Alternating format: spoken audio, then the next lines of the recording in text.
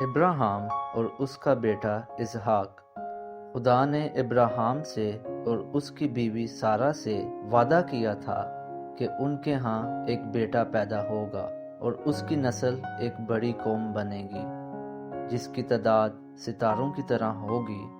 لیکن مسئلہ یہ تھا کہ دونوں اب بوڑھے ہو گئے تھے۔ خدا نے وعدہ کیا تھا کہ اسماعیل کی نسل ایک بڑی قوم بنے گی، اور خدا نے یہ بھی کہا تھا کہ سارہ سے بھی ابراہیم کو ایک بیٹا ہوگا۔ اور پھر ابراہیم اپنے آپ میں ہنستا تھا کیونکہ وہ بوڑھا ہو گیا تھا۔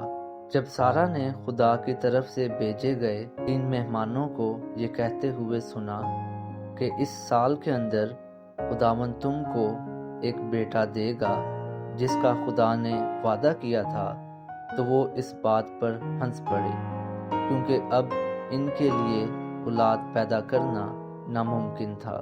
پھر بھی خداوند سارہ پر مہربان ہوا اور اپنا وعدہ پورا کیا۔ اگلے سال اسی مہینے خداوند نے ابراہیم اور سارہ کو بیٹا بخشا۔ جب ابراہیم 100 سال کا تھا تب اس کے ہاں بیٹا پیدا ہوا اور اس نے اس کا نام اسحاق رکھا۔ اسحاق جس کا مطلب ہے وہ ہنستا ہے۔ ابراہیم نے اپنے بیٹے کو بڑے پیار سے جوان ہوتے ہوئے دیکھا۔ اب خداوند نے ابراہیم کو آزمانے کا فیصلہ کیا۔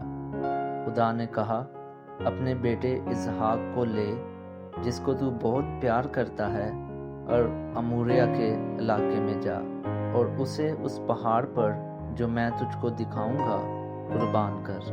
یہ خدا کے قانون کے خلاف تھا لیکن اسے خدا پر بھروسہ تھا۔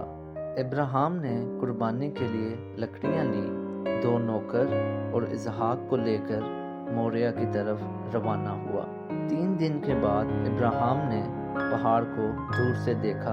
اس نے ان دونوں نوکروں کو انتظار کرنے کے لیے کہا اور اسحاق کو خدا کی عبادت کے لیے پہاڑ پر لے گیا۔ راستے میں اسحاق نے پوچھا، آگ اور لکڑیاں تو ہمارے پاس ہیں، لیکن قربانی کے لیے جانور کہاں ہے؟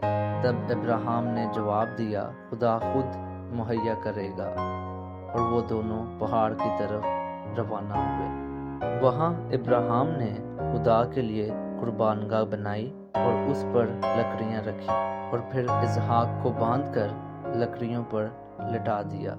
جب اس کو قربان کرنے کے لیے ابراہیم نے اپنا ہاتھ بڑھایا تو آواز آئی، ابراہیم ابراہیم۔ خدا کے فرشتے نے اس سے کہا، لڑکے پر ہاتھ نہ چلا، میں جانتا ہوں کہ تو مجھ سے ڈرتا ہے، کیونکہ تم نے اپنے ہی بیٹے کو خدا کے سامنے قربان کرنے کے لیے پیش کر دیا۔